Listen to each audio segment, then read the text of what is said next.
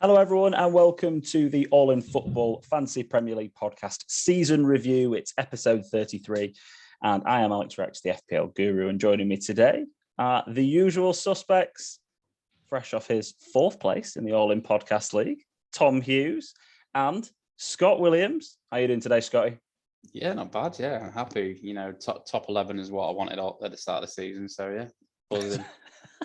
that was the aim. That was the aim from the start. Yeah. Well, today I've got some quite random awards that we'll do sporadically. It's all right, Tom. Don't worry. We're live. That's what it is. I've got some awards that we'll do sporadically. I'm really hoping to get the winner of the FPL League, All in Podcast League, on for a quick interview during this.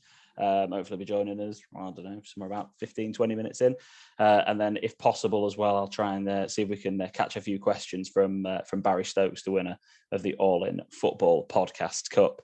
But yeah, the process today, lads, is we're just going to talk through the season and have a little bit of a reminisce.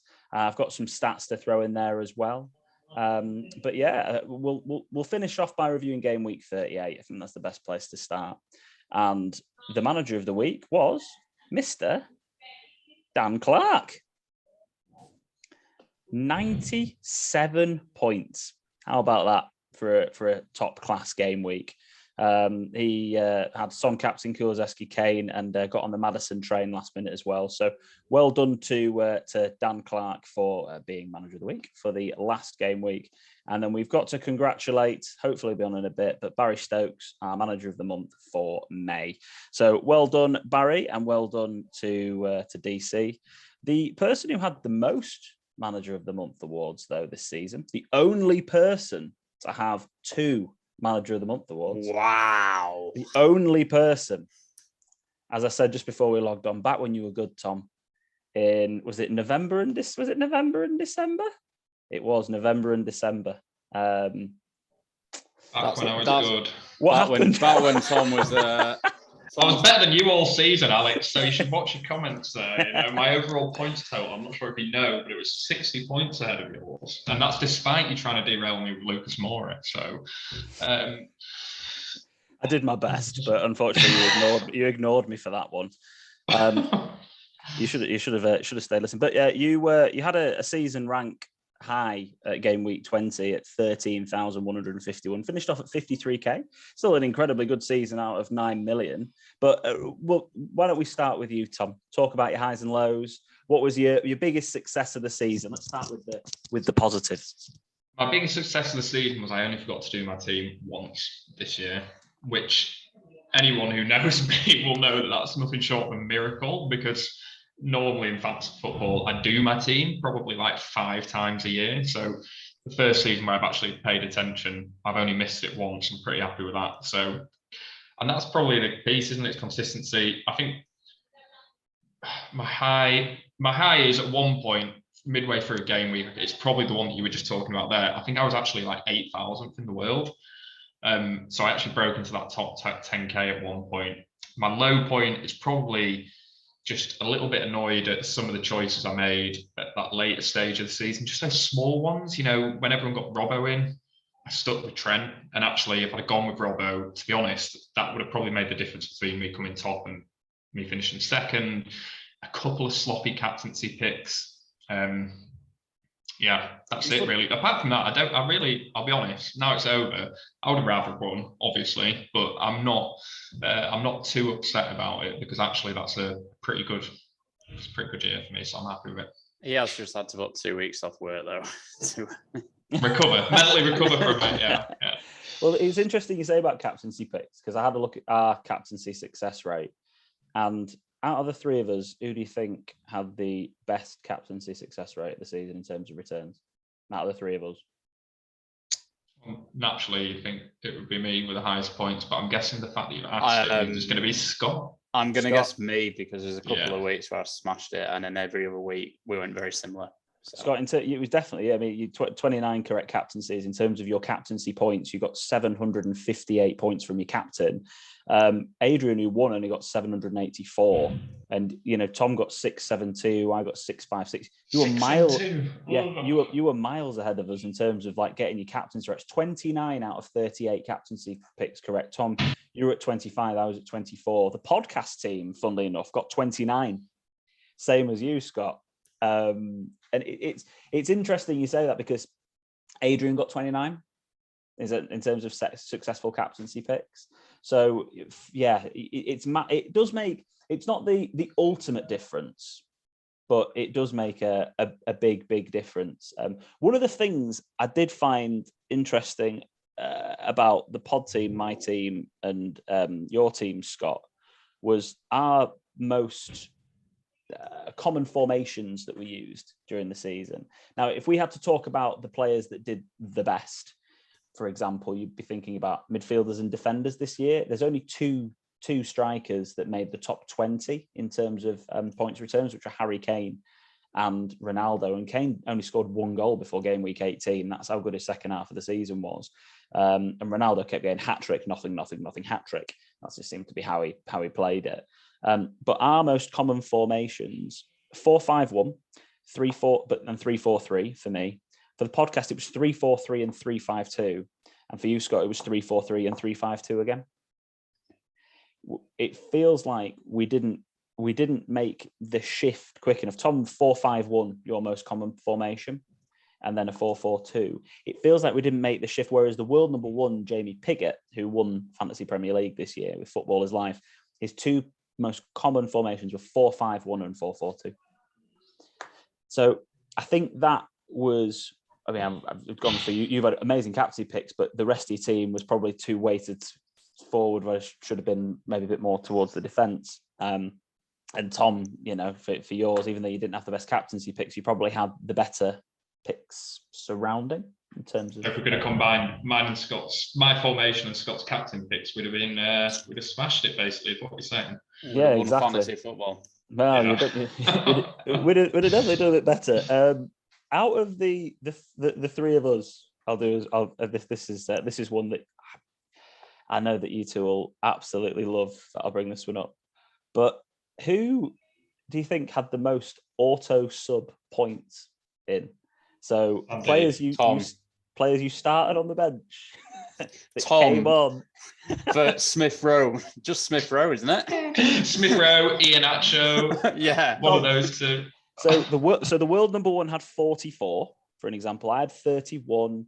The podcast team had 36. Tom, you had 78 points. Wow.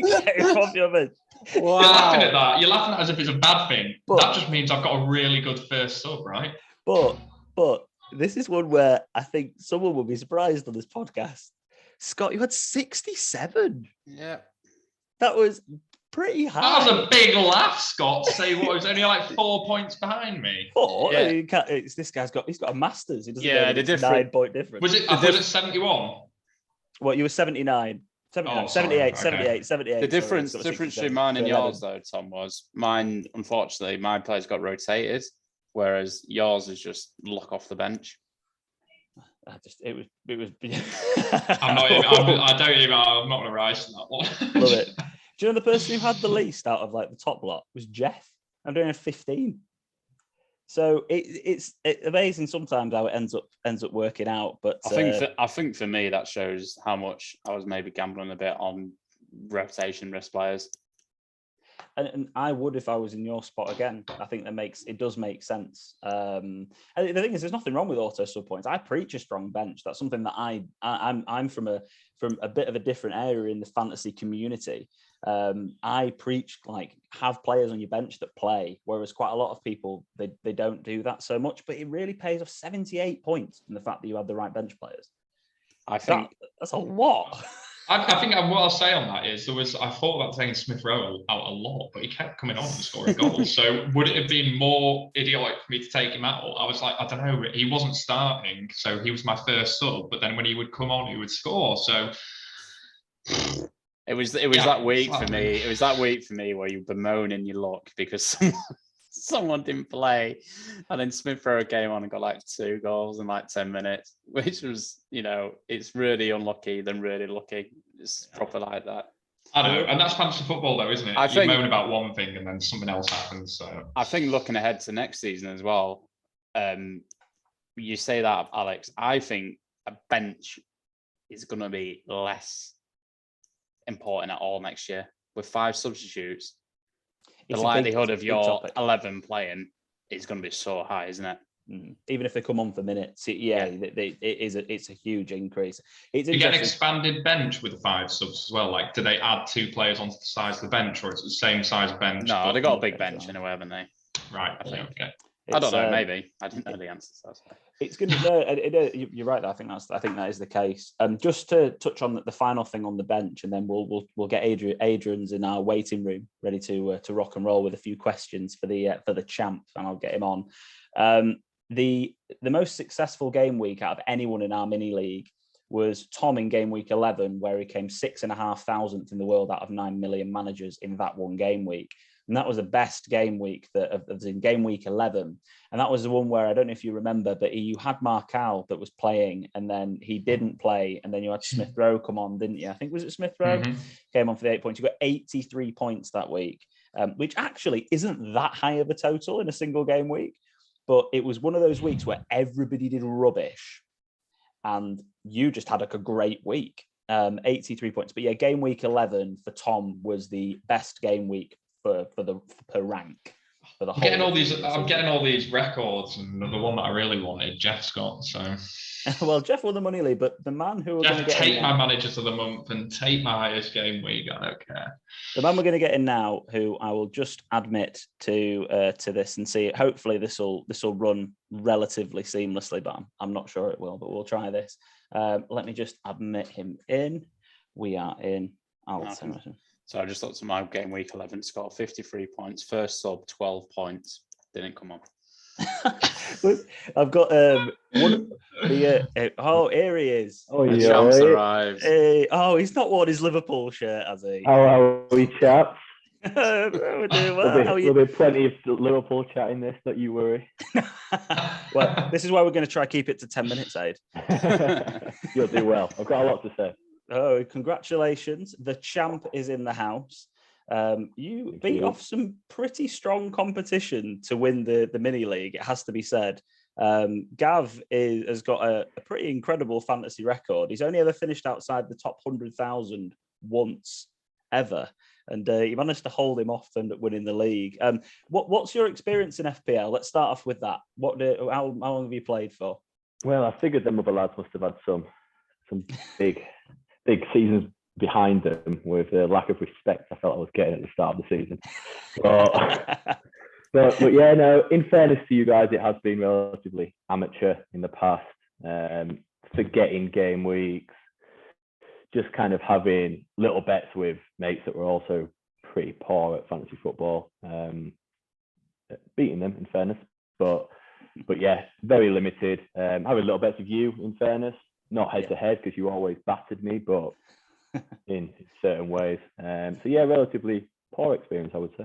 Yeah, well, it's been great that you've been listening to the pod, and thanks for participating as well in the Instagram polls, etc. It's been appreciated, and it's always great to see you beat your good mate David Byrne.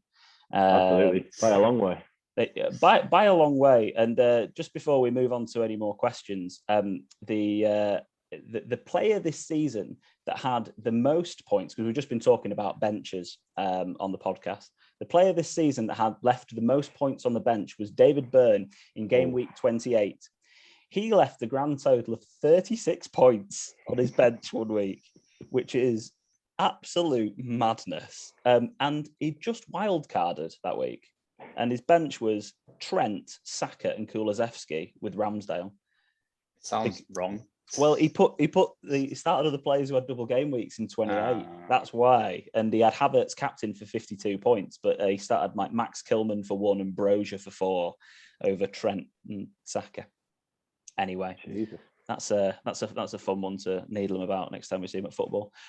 What I think in every season when you do really well, there's always a moment where a week goes really well for you, or maybe a couple of weeks have gone really, really well for you. What's that? Was there a moment this season which propelled you up the table? Well, you asked me this yesterday, and the one, I don't know if it was this moment. I think I was already doing all right at this moment, but the one that kind of stuck out for me, I captained Cancelo.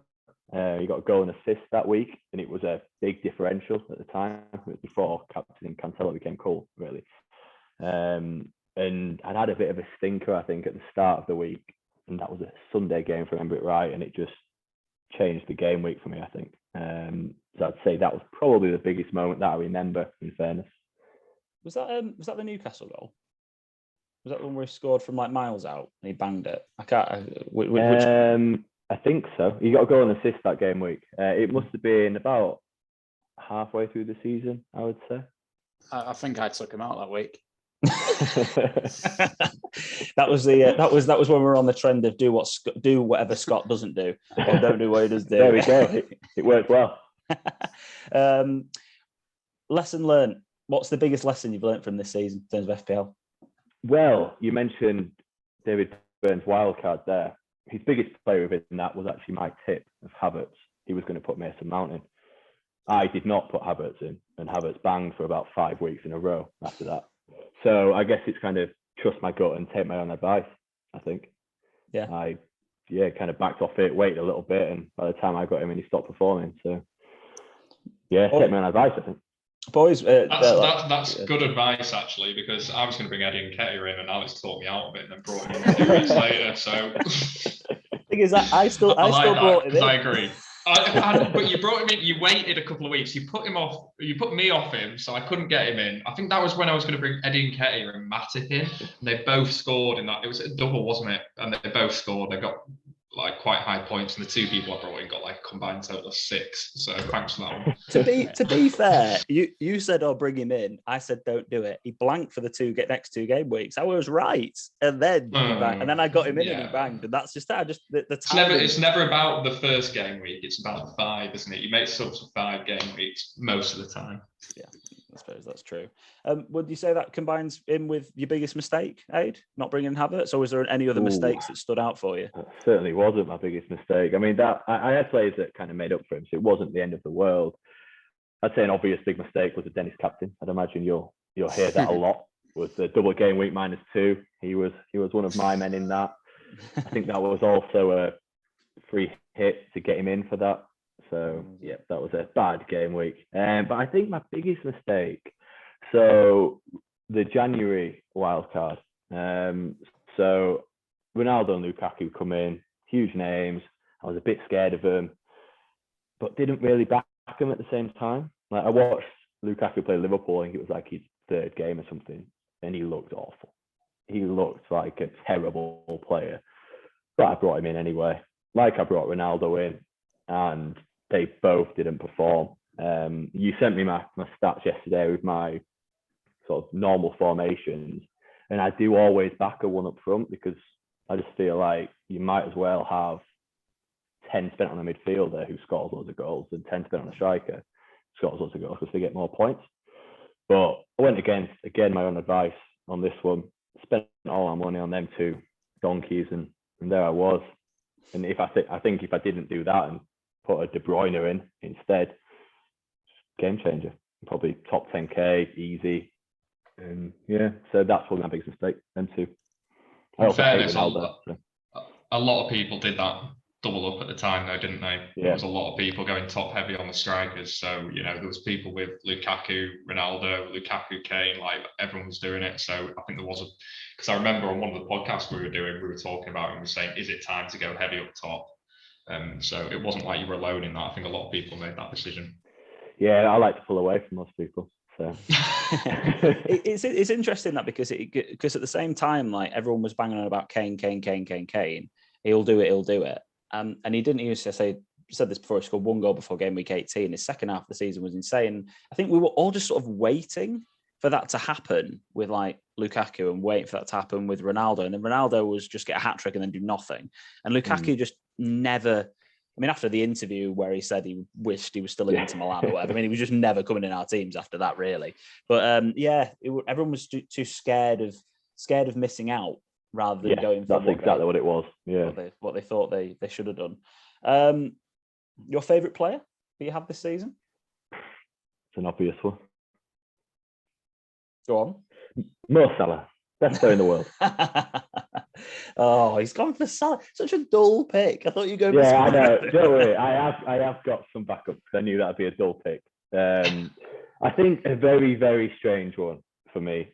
And he's my best player because I didn't have him in much because I really, really dislike him. And he performed every single time I had him in. So I had Bruno Fernandes in game week 1, took him out after that, banged then.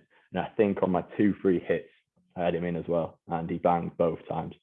So fair play to him. He's still a whining little rat, but fair play to him. I thought it was going to be him or Kane then from you. I didn't know which one you were going to go for.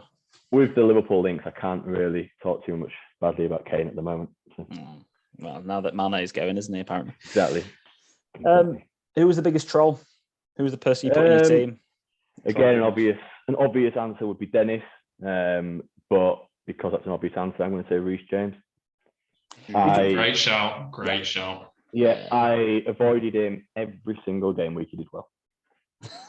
I did the exact. Do you know what? I did the exact same thing. I saw he had a little run where he scored and assisted. He got at least 2 attacking returns in 2 back-to-back games. I brought him straight in after that, and like you say, he just went on a run of blanks. It was ridiculous. Yeah, I had Chilwell instead of James at first, which wasn't the worst thing. And then Chilwell got injured, brought in James, and he stopped performing. And then I did it again in the second half of the season. So I wanted to ask just on the stats that I had. I didn't drop this into yesterday, sorry to maybe drop this question on you. But you, in terms of hits that you took this season, so you took by far as well probably the least amount of transfer point hits. So you took -24. Gav, who was behind you, took -68. Tom, you took -64. I took -40. And Scott, you took -72, but I know you were trying to catch up for obvious reasons. So it was the right thing to do to try and gamble on the hits. But was that a conscious thing? Did you avoid making a transfer because you would hit, or because you would have to take an extra, or was you just teaming in the right state, in the right position? A bit of both. I like to, like we said earlier on, make transfers for kind of a long term, but also I kind of don't want to take a player out that's going to then bang that game week. So I'm scared of doing it. So I'd rather keep him in than take a -4 because at the end of the day, it is a game of luck. So having, I don't know, what's a good example here? A Maddison in. There's a very good chance he's going to do well in a game week. So I don't really want to take a -4 and take him out, if you get what I mean there. So that's kind of my thought process behind it. Unless he's injured or unless there's a player that's got loads of doubles coming up, I'm probably just going to keep him in at the end of the day. I suppose it's a good point, is it? Because you're making transfers for the longer term. So be patient with them because you brought them in for a reason. So don't take them out just sort of knee jerk because like Maddison, as classic as he is, played 1 game, then missed 2. Then played another 3. His points minutes per point, by the way, this season is in the top 10 out of anybody in both halves of the season. Like when he plays, he's one of the most ridiculous numbers, actually. Top 10 players in FPL in both halves of the season. Mad. But I think he'll be a big player next year. He'll be a big player for me next year, I think, especially if Vadi can stay fit. We talked about this on the pod, didn't we, Scott? Before we talked about if he stays fit with no European football next season, seems like the sort of player that we would have in most of our teams. Well, he's got a chance of the World Cup as well, so he's going to be performing. And value as well. I think when we look at price hikes for players, he's not one that's going to go up loads. I think he's going to snuck under the radar a little bit for FPL. So let's stop talking about him. So now all the ivory towers listen to this podcast. Of course, every single one of them does. And finally, before I let you go, we crack on. Any advice for others next season? Anybody? Well, obviously, it kind of links in with what we discussed already. So I've gone a little bit different on this question. I'm going to say my pick for next season is Luis Diaz. Oh, you've gone.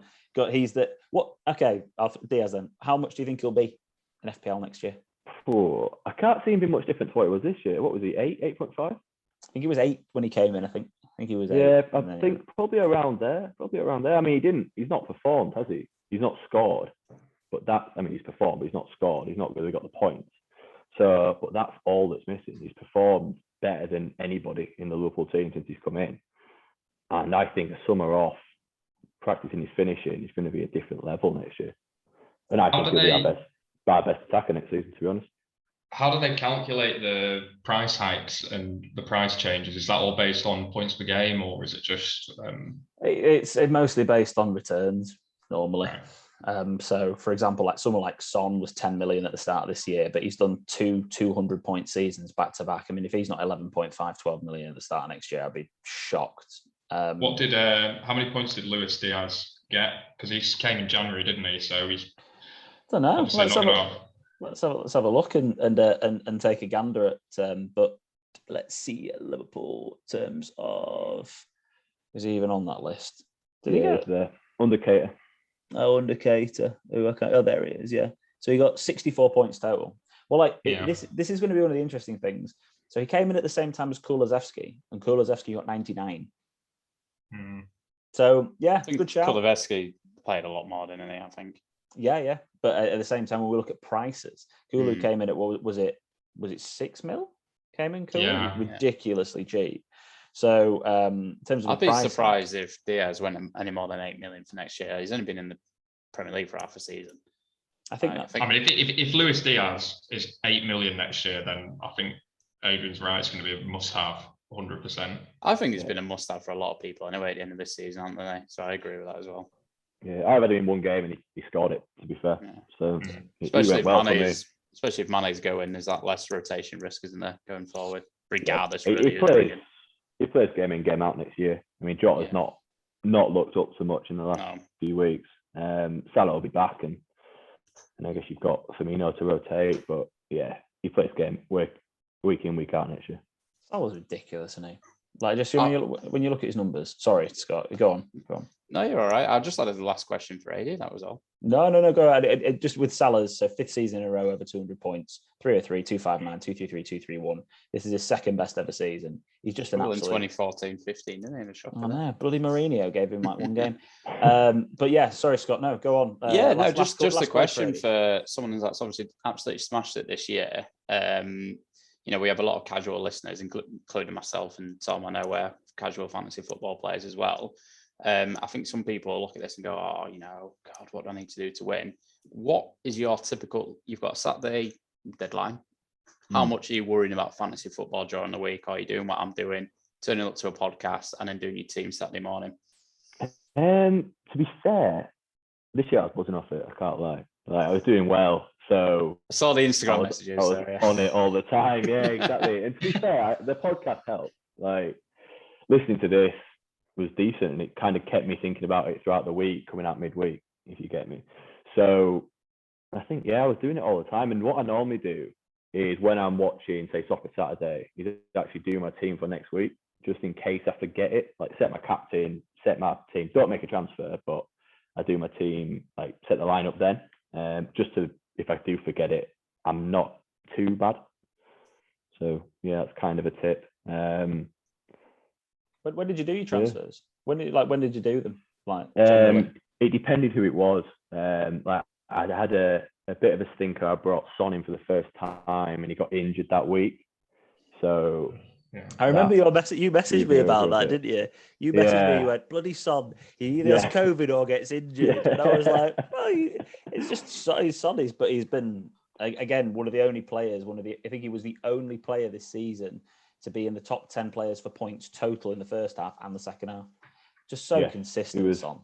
He was good, and I got him in for the last half at the right time, alongside Kane, which goes against everything I believe in, but kind of taking that personal side out as well, and just committing to who's performing, unless it's Ronaldo.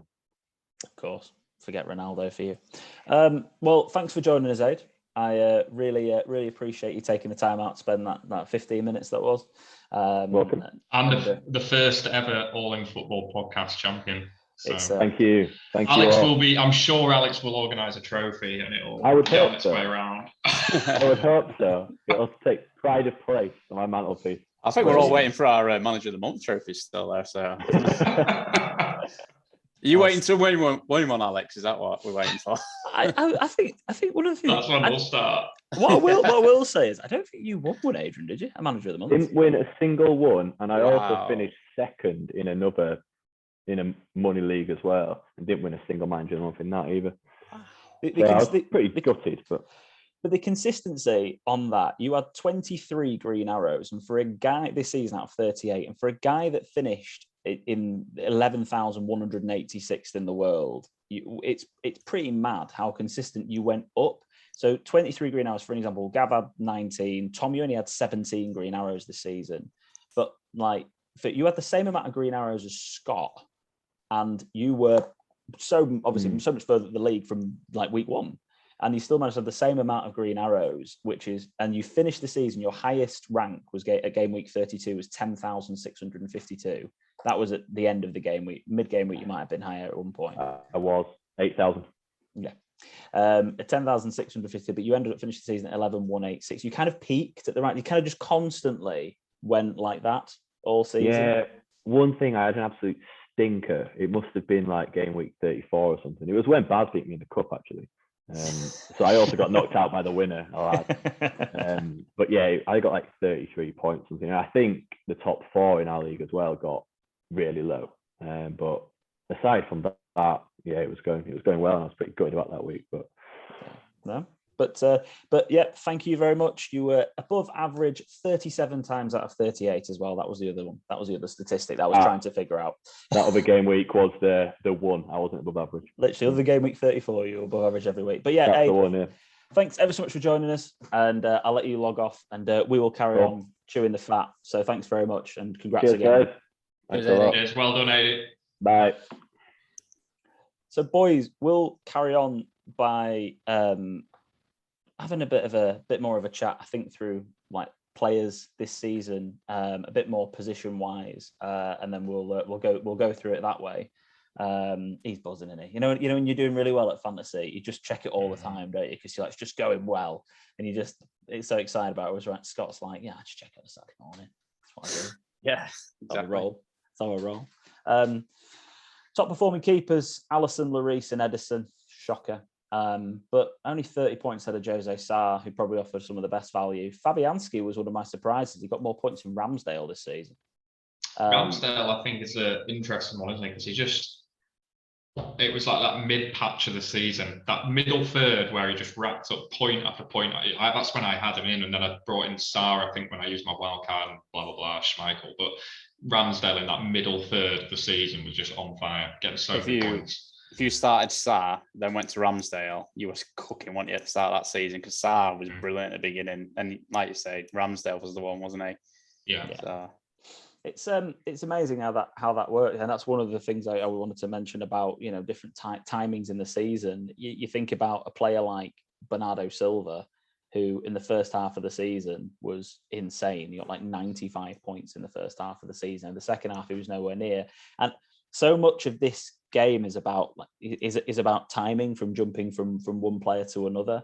But what I will say is with goalkeepers, if you get a value when you stick to it, when you're building your team for next year, you go a 5 million and a 4 million if you get lucky with a Foster playing, or a couple of 4.5s, because the value, Ramsdale didn't even play all the games. He only got 41 points less than Alisson, and they're like one of the best defenses in the league. The value, once again, isn't there in keepers to invest too much money into them. It's not like defenders, where the difference between a 4.5 and a 6 million is ridiculous. But that's my lesson that I've repeatedly learnt, is don't waste too much money on keepers. I think that's kind of it, really. Keepers, isn't it? I don't want to say anything else. It's boring bit. Yeah, get out of the way. Now, defenders. Now, talk about not being boring. This was the year where, as we've been through some of the stats already, where big at the back became the thing. And it's never really been like that before. It's pretty much always been like you have three big hitters if you wanted in defence, but you'd never have 4s or 5s. It'd always be then going 3-5-2 or 3-4-3. That was always the formations really previously. And defenders this year, obviously Liverpool just Liverpool classically up there. Trent with 208, Cancelo with 201, which is fantastic from him. Robertson with 186, Van Dijk, and got to be fair play to Matip for staying fit and getting played. I think Klopp's managed Matip phenomenally this season. Him and Kanate rotating has just been perfect. When you've got someone like, it's just, I mean, when you've got someone like Kanate, you can bring in though for Champions League games and cup games. It makes life a lot easier than not, sticking a dodgy looking Gomez there.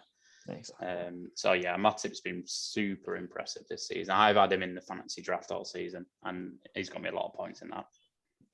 And Laporte, City always do it. They always have a centre half that plays a lot. But when you look at the team at the back, it just shows the couple of anomalies in here, which we'll go through, because obviously you've got Liverpool, City, and Chelsea, who have the three best teams in the league, three best defences. Absolute shock horror. Rudiger played more games than James, but obviously James's points per match. James got 9 points less than Rudiger, and Rudiger played like double the matches. Like, so stupid. That's how explosive James is. But a player like Matty Cash, interesting. He's going to be someone who might even be a shout for next season already. He ended at 5.3, or probably be 5.5. I'd have thought at the start of next season. But in terms of minutes, incredibly consistent in terms of how much he played, and had little phases where he was really, really quite explosive. But yeah, someone like Cash, don't know if you think about him as well as an option. Gabriel was a shocker to me. I didn't realise that he got that many points. 146 points. Sorry, I'll zoom back in on that. 146 points for Gabriel is like crazy high. And then Connor Cody at 138. But defenders, my biggest mistake this season was not being flexible enough. Then I'm talking about, get on defenders. I was too stuck in my ways of 3-5-2 and 3-4-3.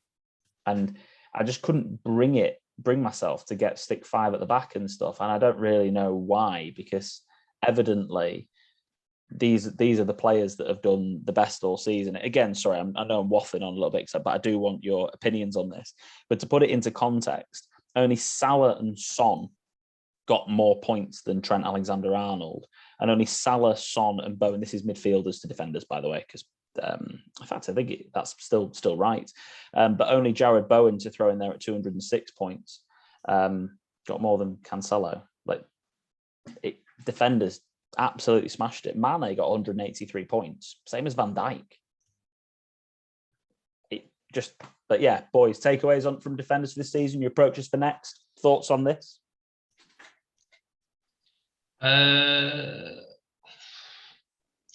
Yeah, I think you mentioned my formation was 4-5-1, so I feel like I was always comfortable having four at the back. I don't like the idea of having five. I think that's too heavy. But I think it's similar to what AD was just saying about I don't like having forwards. Like, I'll be honest, I think that, you get the 4 points for a goal. You've got all those options of attacking returns, but unless there's someone who's really on fire, I just think you end up with, if you put three up front, you're just closing yourself off. You've got multiple options to points in defenders. So you've got the clean sheets, you've got the assists, you've got the goals. So I'm pretty comfortable having four personally. I think my takeaway would be probably just being a bit smart with some of the decision making. I should have seen what was happening with the Trent Robbo switch and maybe made that move. I held on to James a bit long. Sometimes I was a bit rash bringing defenders in. And that's just like, I'm going to bring that wing back in because I think they're going to do well. I didn't really think through the games that they had, and that really killed me a couple of times. So that's probably it for me, I think, on that one. It's just before I come to you on it, Scott, if that's all right. Arsenal. This is Reece James, by the way, and I'm not going to read them all. But Arsenal with 18 points. Then it was another 7 game weeks, and then he had that 3-4 weeks, which was ridiculous. 13, 21, 7 and 12. And then he didn't get another double-digit return from game week 12 to game week 28. Don't get me wrong. I mean, he had a couple of returns in there, but only 2 actual returns for game week 28, where he got 18 points. And then actually for the rest of the season, he had 12, 7, 7 to finish off. And that was it. I think looking at that is when Chelsea have got a good run of fixtures, bring him in, because looking at them teams that he's hauled against, they're not scary teams this season at Norwich, all. yeah. Norwich, Good Leicester point. when they're running for Leeds, Watford, Arsenal at the start of the season when they was not good. Newcastle game week 10. Yeah, not good. Newcastle game week 10. So I think Reece James, what we get scared about is Reece James is because he can return a 21-point haul, isn't it? And things like that. So yeah, I think the takeaway from me is, yeah, I probably not. I'm a bit too scared about putting defenders in. I think, even though, like I said, a lot of the points this year are coming from the defenders themselves. I think one of the things I learned over the last year and two as well is if you're going to put defender in, put an attacking wing back in, because you've got them assist points.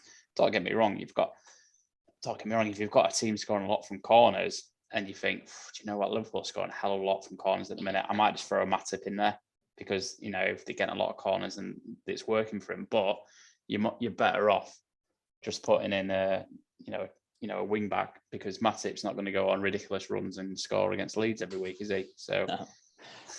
I think that's interesting again that you say that, Scott, because one of my takeaways from this season was that like a couple of players that really snuck in there were like obviously Laporte, Rudiger, because they were just good defences, and there were centre backs, obviously Matip and Van Dijk again, but Gabriel in there, Cody, Dyer, Thiago Silva, obviously Alonso, and then Anderson, Gahey, Janssen on the list. Like a lot of these players are not attacking wing backs, but then got really quite decent. I think one of the problems we had this season was that there weren't massive amounts of alternative attacking wing backs compared to just the top teams. The top teams were so far ahead in terms of attacking wing back returns compared to everybody else. It was almost mad. Like when you look at the rest of these, you actually go from the top, like Rudiger 150, 160 Laporte, 170, 183, 186, 201, 208. Like they're so far ahead. Like Trent compared to Diaz, 67 more points than him. Like yeah, I suppose when I look at these players in this top tier, what I see consistently through those centre backs is they start every game. Those are centre backs that play every single game for the clubs that they're at. So Gabriel, when he's fit, he plays. You know, it doesn't matter. Arsenal didn't have Europe, you know, he's playing every game. Cody, you know, they could have loads of games going on. Cody's playing every single one of them. You know, he's not being rotated. Dyer, when he's fit, generally plays for Spurs. You know, even like Diaz and Laporte were pretty solid in terms of lack of rotation. You know, City was a minefield for rotation, but you kind of knew that Diaz and Laporte were pretty much going to play every game.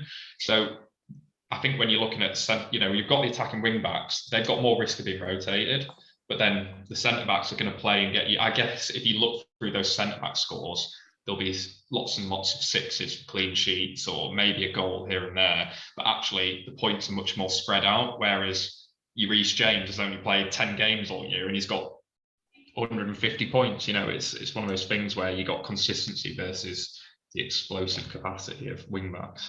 I think as well, Alex's point was very good. I think Livramento was one that we had him. Was this season we had Livramento in, right? Or was it last season? Yeah. We had Livramento. Yeah, we had Livramento. The start, you're right. And then he got a bad injury, didn't he?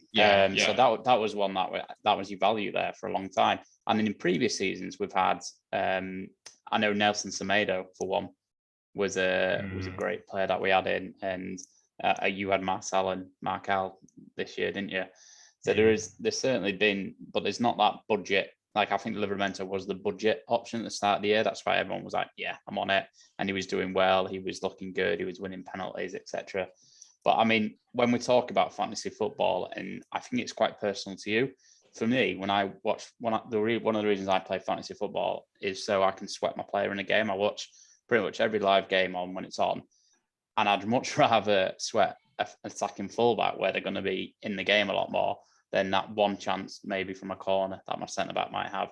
So that's what it means to me. That's why I would much rather go for that. Saying that, I put Ben Davies in, who plays in the back three. What a stupid decision that was. It's a good point, Scott, because also with the centre-backs, they probably only getting a couple of goals a year. max, realistically, unless they've had an insane season. And so most of the time you are, again, it's that single versus double benefit for me. You know, midfielders, you get the extra point for a clean sheet, you get the extra point for a goal. Strikers, you only get the attacking option. It's almost like centre backs are the defensive version of a striker, that you almost 90% of the time you only get the defensive option, whereas with the wing backs, you've got potential for defensive returns, potential for attacking returns. It just makes it that little bit more, you're covering all your bases. So, okay, Reece James might concede, but he might go score 2 down the other end if he plays. I agree. I think it's a good breakdown. We'll go to midfielders. We'll have a look at this. We'll try to keep it moving because I want to cover off some of the awards at the end. And obviously that'll be based on a few of the things that we've covered here as well. But the main man, the only man that broke the team of the season, if you put everyone together in best performance, was Jarrod Bowen with 206 points. I mean, he won't be 6.5 next year. I still can't believe he's in it. I mean, I can believe he's in it 6.9. So he got up to like 7.2 and then came back down. But fair play to Bowen. Son's consistency this season was insane. Salah's minutes per point when he played. He was obviously first in the first half of the season, and he was in the top 10 for the second half of the season. Just phenomenal seasons for Salah and for Son. De Bruyne, classic. He's in there again. He does, when he's fit, he plays for City and he delivers. Mane will always deliver good numbers.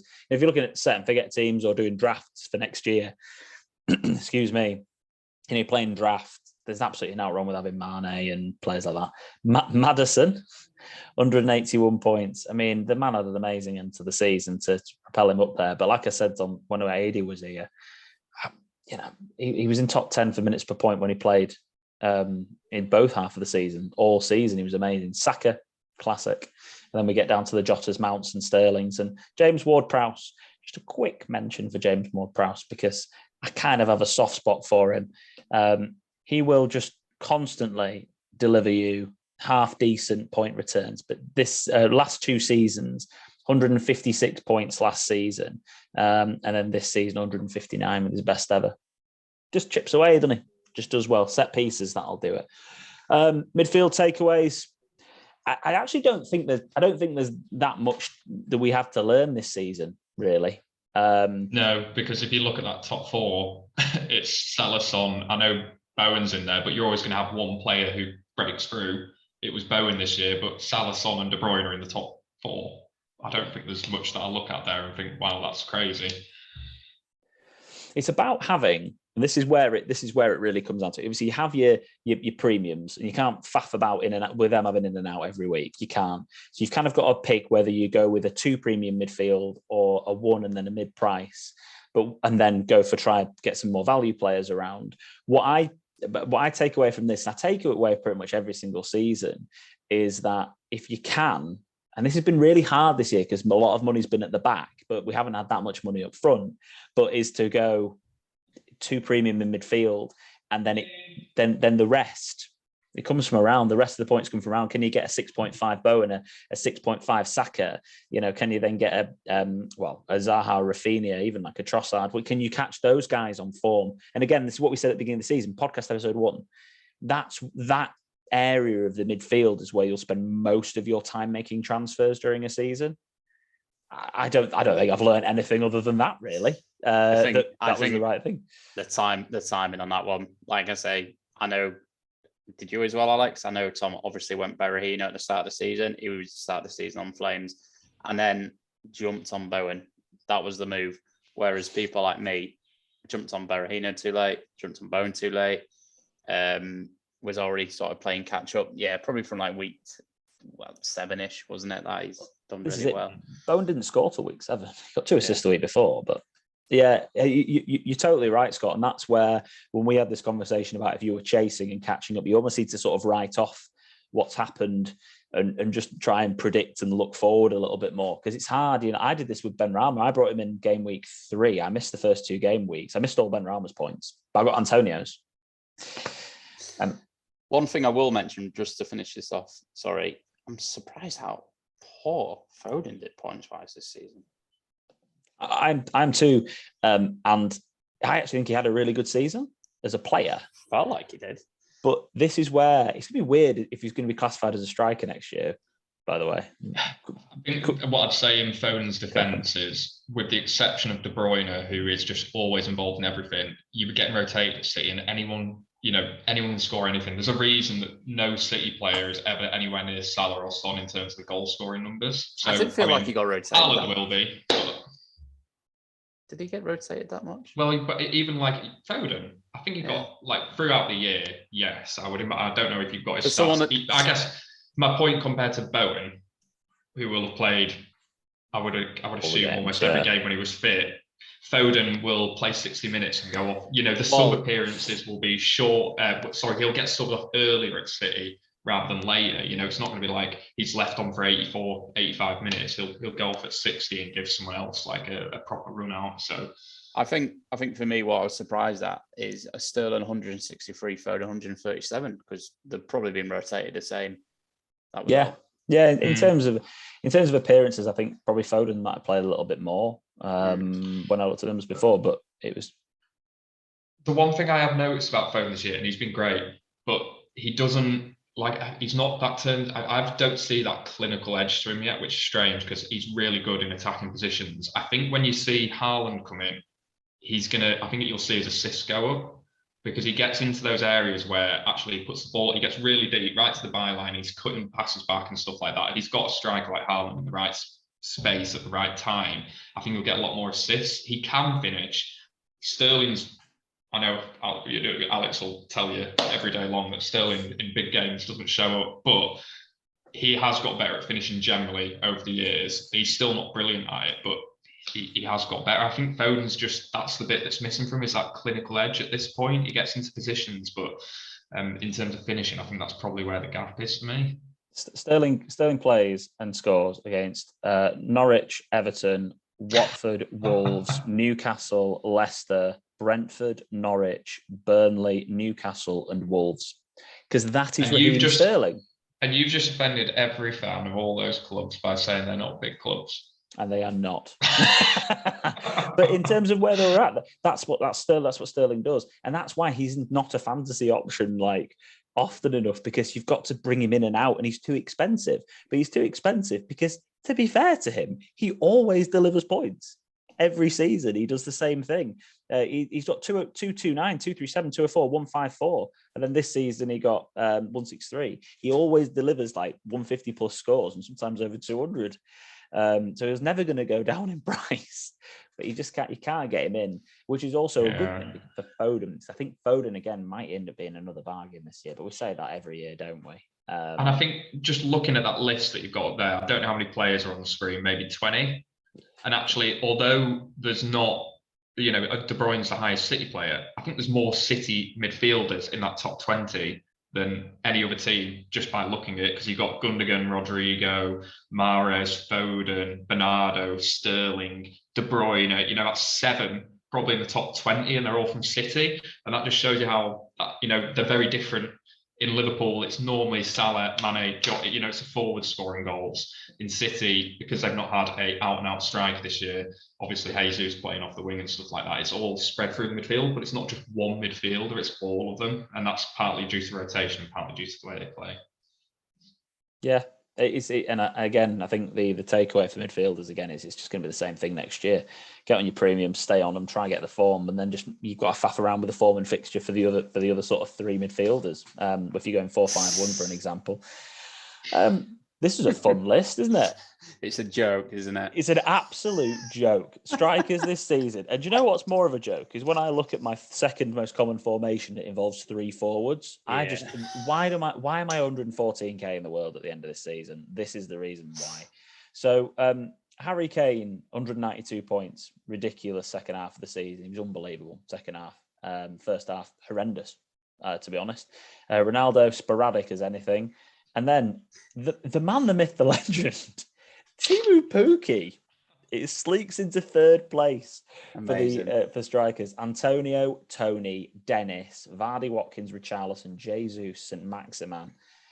God. Oh, Antonio has managed to stay in the top 4 after getting all his points in 4 game weeks. First 4 game weeks, he was talking about golden boot. I remember he was doing all his film celebrations and stuff like that. I was loving it. And then after I can't remember, it was like game week 6 or game week 7. He didn't score for 20 weeks or something. It was ridiculous. It's mad, and someone like Emmanuel Dennis up there with 134 points.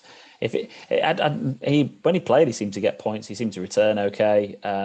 Vadi and Watkins both had a bit of inconsistency. I think Watkins was injured actually that much. I was going to say he was injured. Vadi was, and that screwed him over. But he was one of those players on form. If you got him for that form period, remember was it? Let's have a look. It was he got 12 points against Norwich, but then he got 8, 11, 8, and 8. All in a row. And if you had him at that period, you did really well. And then he got injured for a while. But generally speaking, he returned. He obviously got lower minutes. But when he played at the end of the season, 13, 2 and 10, he delivered quite well. I'm really hopeful Vardy gets a little price drop next year. Yeah, well, that end of the season's going to screw that price drop over, isn't it? I know. I was hoping it'd be like an 8.5, 9 million striker, 8.5-ish or something, but I think he's going to be 10 again, isn't he? Yeah, maybe 9.5. You never know, but yeah, I think if that end of the season didn't come, he would have been. But yeah, what an end to the season! Wow, absolutely. Him and a Madison little double next year. I think that could be in a lot of teams if they've got a good start to the year as well. I agree. I think my main takeaway from forwards this season is actually more again about getting stuck in my ways and form and fixtures. If they're not showing any form, it doesn't matter about fixtures. Generally, they're not showing any form. They're not doing well enough. They're not doing good. You can always be fearful of Ronaldo, but 12.5 he was at. You can't get too scared of the occasional hat trick. It's just the way it's going to be. Just the way it is. It's like we said, don't fall in love with the green. Don't be scared of the red. That's something I used to do a lot. Oh, he's got all these green fixtures. Yeah, but he can't kick a ball. Yes. So and I would say one for me is, I think it's similar to what Tom said, midfield, or it might have been AD. Midfielders are doing so well this year. Why am I still going with 2 decent strikers and a Dennis? It was ridiculous. I need to, and I'm a sucker for putting at least 2 up front. I need to just go walk front if midfielders are popping, and just because that's where your money's at, isn't it? Yeah, that exactly that. And it's no surprise that Kane and Ronaldo are the top 2, but their point tallies are rubbish. Kane's isn't rubbish. 192 is not rubbish. Ronaldo's at 159 is rubbish. Kane's so far ahead of everybody else. It's just been mad. What an absolute shambles of a season for the striker. The one thing I will say is Kane's always going to be up there. So he's going to do the same thing again next year over the course of the season, as long as he doesn't have a major injury. I think Man United, nobody expected them to be, quite as off it as they have been this year. And Ronaldo still managed to get 160 points. There's games where he was getting 2-3 goals still. So if they start playing well again next year, Ronaldo might creep into those numbers that Kane's at, probably will. And then you're going to add into the mix like a Haaland. So I think my guess what I'm going with there is I'd like one at the top. I'm not making a case to having more. I'm just saying I like having one at top and just going for the premium option, because actually you get sucked into some of these players and then you're having to gamble on rotation and is a player going to do well, bringing them in for certain game weeks, and you waste some transfers. Whereas if you've got one premium up top, you can look at your midfield, your defence, and try and build a team around those structures. But we'll say this, and then you'll have 5 or 6 strikers that get 200 points plus next year. So I agree personally. I think when we look at it now, one striker to start with the season next season, we really hard if Spurs and City have really good fixtures, isn't it, to start with at the next at the beginning of the season. But Kane, right? So I just had a quick look. 147 of his 192 points came in the second half of the season. I think it's mad. I think it just marries. I was listening to a conversation that he had a match of the day and being what did Salah finish on 23, him and Son this year? Yeah, 23 goals, yeah. Yeah, there were seasons where, Shearer was getting 30 odd, but that's because the game's changed. The game, it's about these inverted wingers that are coming, like your Salahs, your attacking midfielders that are getting sort of the goals and whatnot. So your strikers, is fantasy football is just mirrored what's going on in real life. Your points are coming from your midfield. I absolutely agree. I'm just I've had a message from Baz. He's joining us in a couple of seconds. I've sent him over the link. So I wanted to just quickly touch on this, quite quick fire in terms of the awards I wanted to do, but obviously off the back of all of that, I think it's quite topical. But the best inferential pick you guys had this season, if you had to pick one player, who do you think was the one that made you a lot of gains that no one else had? Mine is the first one, Bernardo. Just at the start of the season, easy. It's the only one that sticks out to me. I'm like, okay, got cleared up loads of points for me really early. It was Bernardo. Yeah. So. Scotty, do you have any differential picks which made you big waves? I think Bruno captain was one that really stuck in my mind from you, and that free hit. Was it free hit? Was it a double game week? Any others? Yeah, it was probably Bruno. I don't think so. I think the fact that I was playing so much catch up this season. Yeah, I think I brought Mount in quite early on when maybe not too many people had him. I think I know when he scored 4 goals, I'm pretty sure not everyone had him that game week. So yeah, potentially Mason. Yeah, the Norwich one was a big deal. No, fair play on that one as well. I think for me, I got on Saka early. That was my best one. I was on him before anybody else was. Most frustrating player for you to own, boys. Quick name. James. Scotty, was that James? James, but different James. James Madison. Yeah, being on him at the right time was a tricky one. It was James for me as well. Reece James. I had him for one of his hauls, and I just missed all of the rest of them. And there he was. Dropped at the wrong time. Anyone you sold when you shouldn't have done? I'm looking at you, Scott, for the man you already mentioned in this section.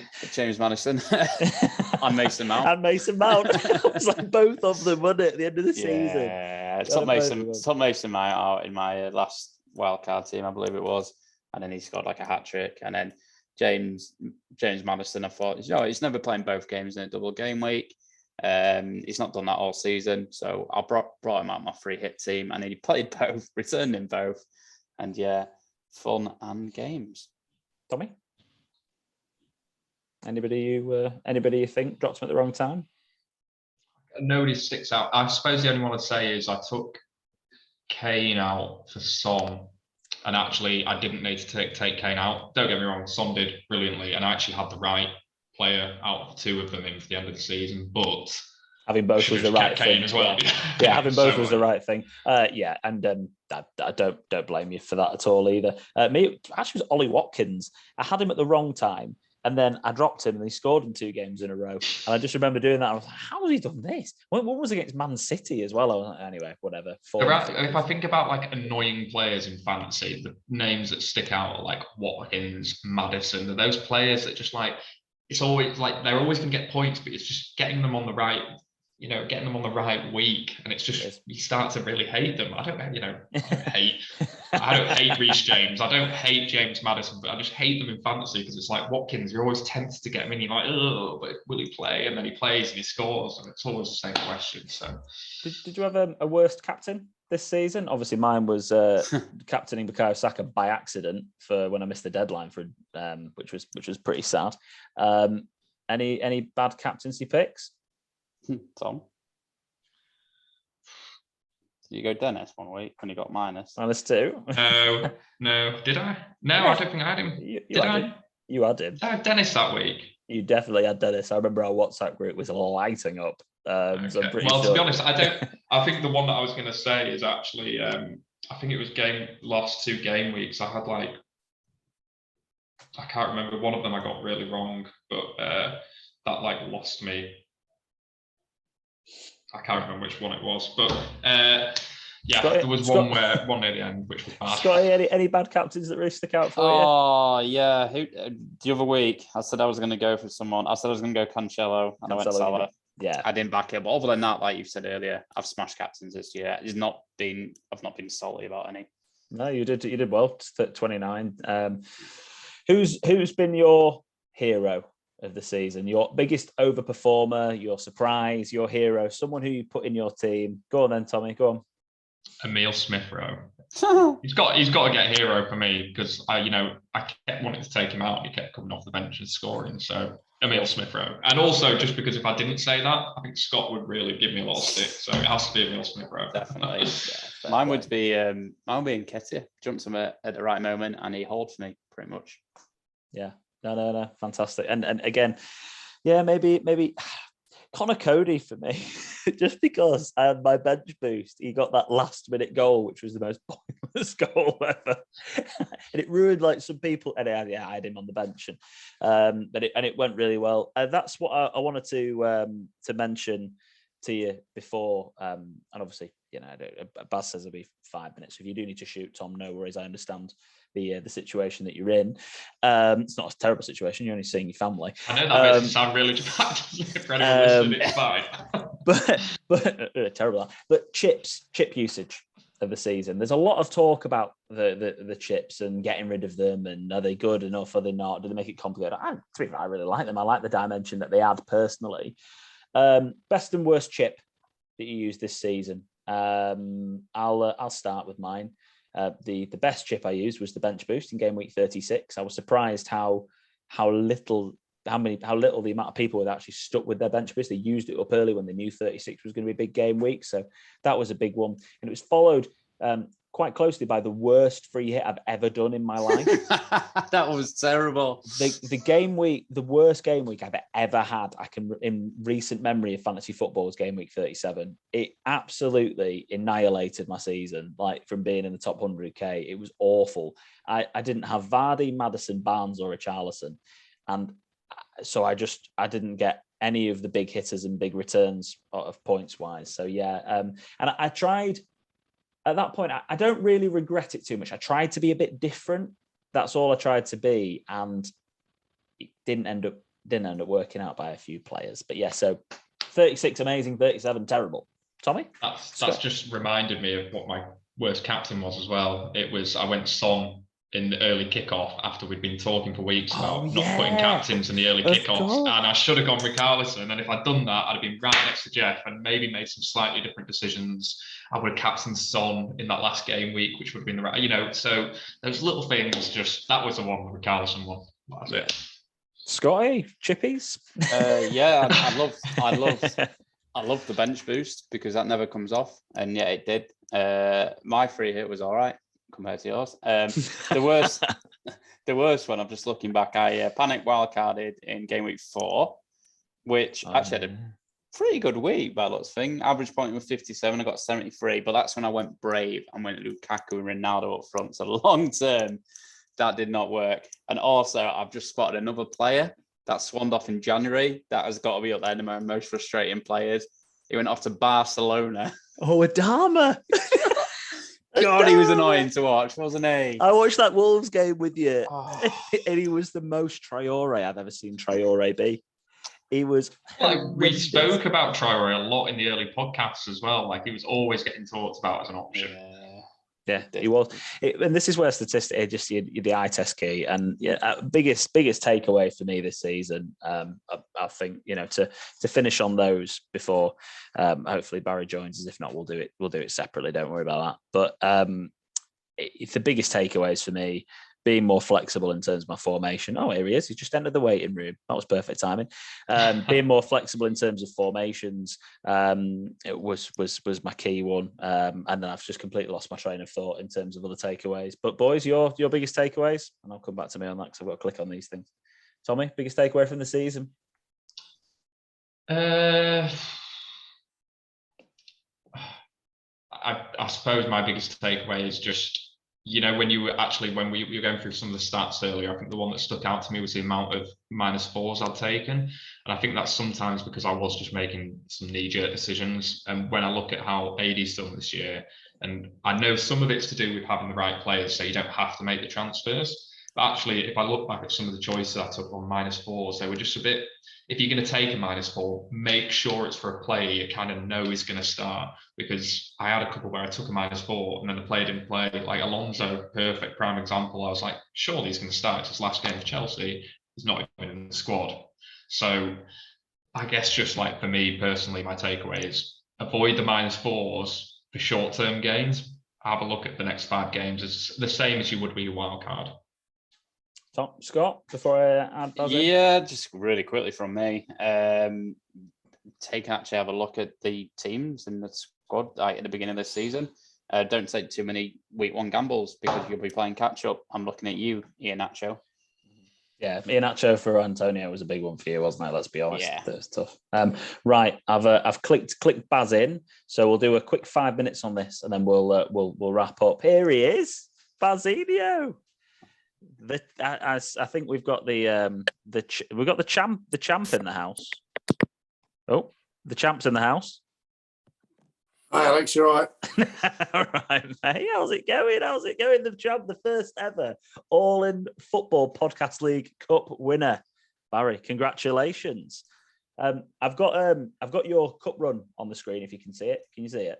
I can see it, yeah. Perfect. Talk us through how it felt to win the cup final against Jack Howcroft of all people. How did it feel to take the cup down? Amazing, to be honest. Second half of the season, I turned the screw a bit and started performing a lot better.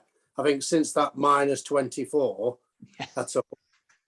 that was it. That was the game changer for me. And obviously, I started seeing the strength from the team because I always finish strong every season. I don't know why, I just do. I think I probably got more concentration in it, but it was one of them where I'm very happy to win it. I got a bye first on, that obviously helped, and then to beat Adrian in the next rounds, I think that was crucial.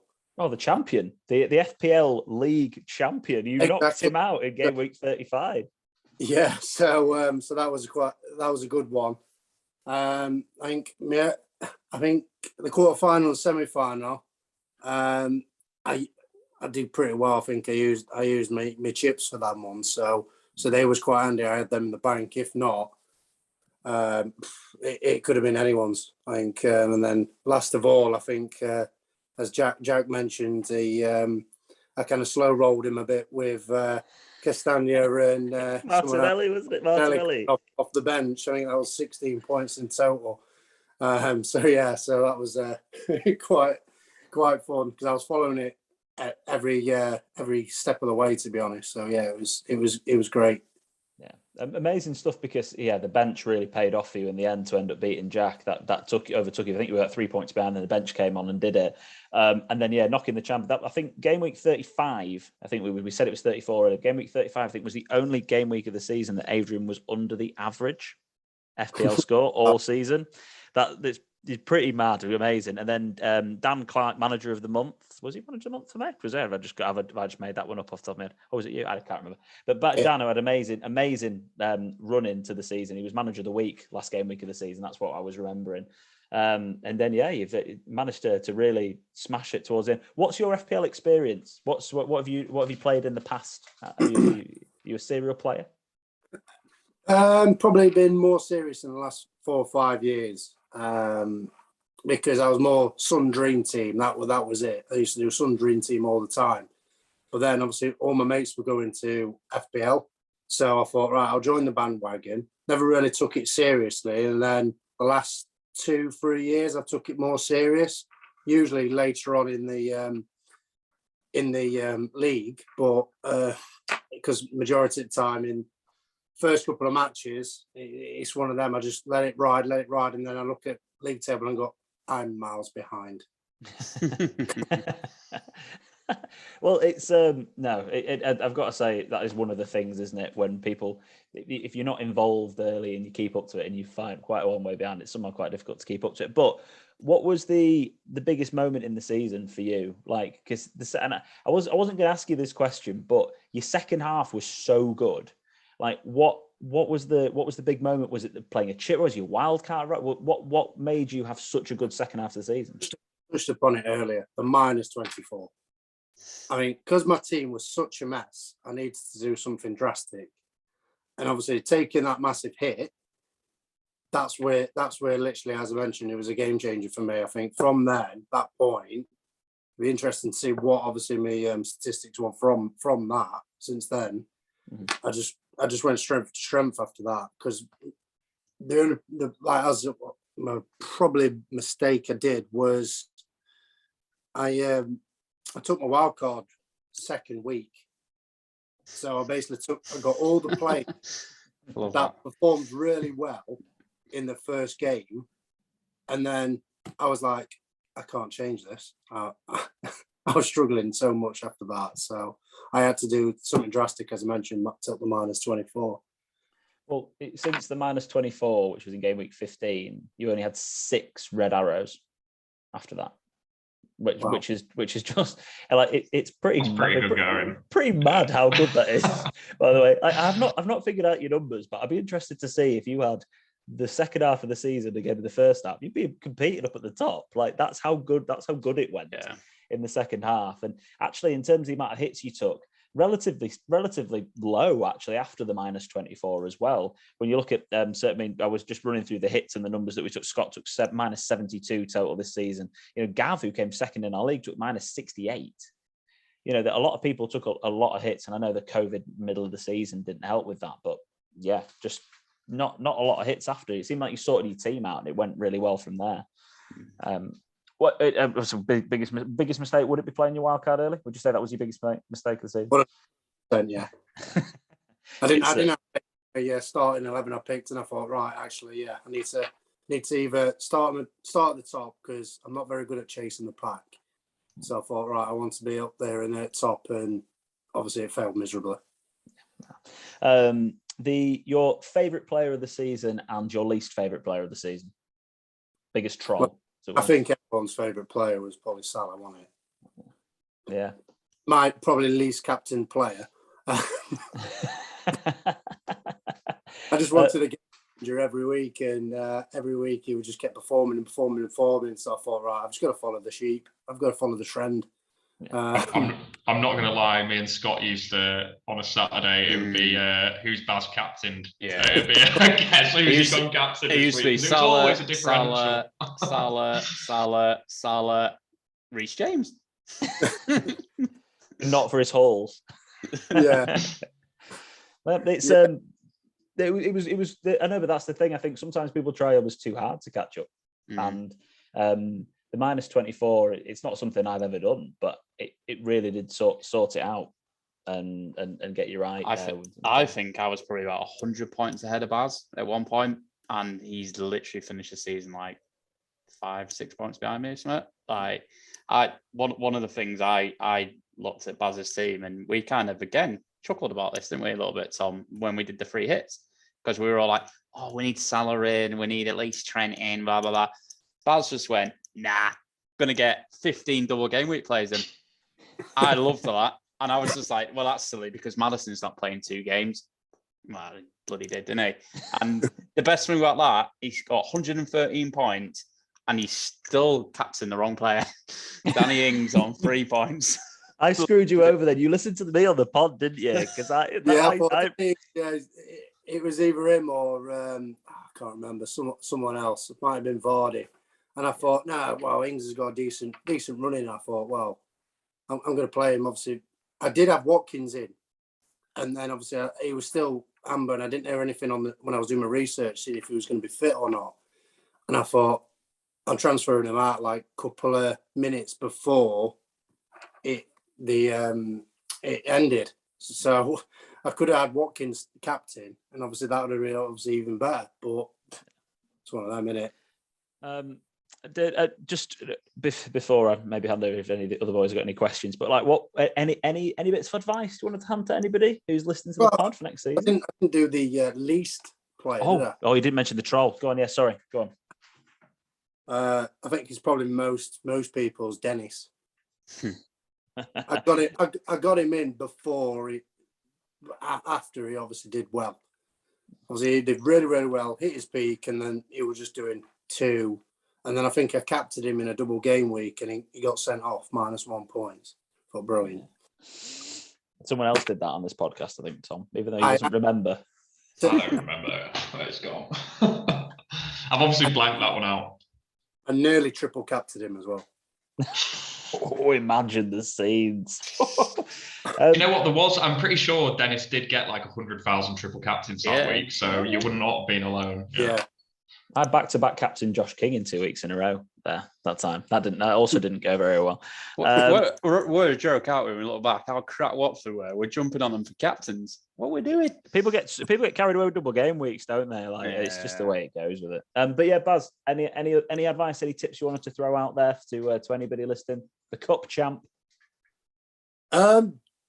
I think Scott to respond this on one of his podcasts was don't concentrate on double game weeks, or don't concentrate on green, like obviously fixture difficulties, because you go with informed players. End of the day, if they're in form, you've got to stick by them, because obviously I've learned my lesson with trying to think, oh, Salah's form's going to finish. Salah's form's going to finish. No, it didn't. So my differential captain just obviously didn't perform, and obviously that I lost so many points from that. And just I think for me personally, I think I just need to be more consistent and stop being sporadic with going for too many differentials, because that's what I was doing. I was thinking, oh well, they haven't got them, and he's playing quite well. He's got a few good fixtures coming up, and I thought I'll get him in, and then he was either benched or he got like 2 points, 1 point. I'm like, well, that was a waste. So I think since, as I touched upon, I think since that -24, I played with form players, and I started to obviously look at it in a bit more depth to try and obviously claw back my reputation. And to be honest, it got dragged down a bit when I was like, Sandeep's beating me and he's not even playing. So I had to pull my finger out, I think, because it wasn't great for the street kid being quite knowledgeable about football, and I didn't get any of it from that. But hopefully I got some reputation from the back end of my -24. So yeah, big time. It was, boys, any other questions for Barry before we let him crack on? Because I know he's I don't know if he's had his tea or not, if he was going to eat his tea. I would say. Oh, that's it from me. What one thing is, how do you get the cherries to go for a differential captain? Because sometimes it's right. I think a lot of the time, this season, you'll admit yourself you should have just stuck with Salah. But there is occasions where the differential captain is one, but more often than not, none of us do it. Like I didn't the other week with Cancelo. How do you do it? How do you become brave, Baz? Tell me. You just got to stick him out. You literally just got to stick him out and go for it. It's one of them where you either die by the sword or you thrive by the sword. It's one of them, and probably about 80% of the time I died by the sword. Hence my Danny Ings pick. Thanks for reminding me, Alex. I did it too. It was me as well. But yeah, it's one of them. You've just got to think: is this guy in form? Is he playing a team that's not playing well, like a Watford or a Norwich? Is he going to probably get you enough points more than what Salah does? And Salah's obviously consistency was unbelievable. And it was one of them. I was debating to get rid of Salah later on in the season and putting De Bruyne in, and obviously that would have worked out brilliantly. But I didn't get my cherries out with that one. I kind of bottled that one. Yeah, but it's hard. It's very difficult that, though. To be fair, to especially when you're dropping someone like Salah, that is difficult to go with compared to anybody else. But yeah, but would have worked, like you say. I dropped Trent for the last 4 or 5 weeks. Yeah, and it worked out really well. He didn't have the best second half of the season in terms of numbers. But no, well, Barry, thank you ever so much for joining us. Very much appreciated. I'll let you log off, and congratulations to the first ever champion of the All in Football Podcast League Cup. Well done, Barry. Well done. So, Well done. I'm going to run across the pitch now to celebrate like every others. Don't worry, I'm not going to headbutt Billy Sharp or anything like that. So. let's hope not. But thanks, Barry. Thank you very much. Thanks for having me. Great. Cheers, Baz. Cheers, Baz. Lads, that's it. I think we'll wrap up there, shall we? And I'll go on, Tommy.